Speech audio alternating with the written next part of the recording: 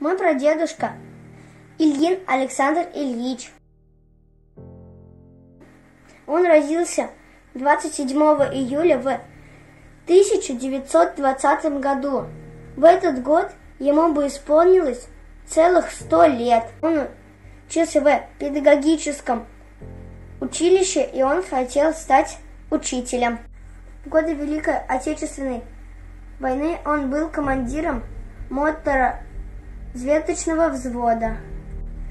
Он и его взвод наехали на минное поле.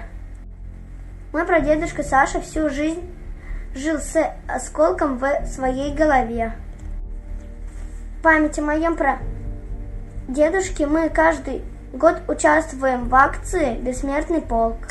В этом году он, к сожалению, проходит онлайн.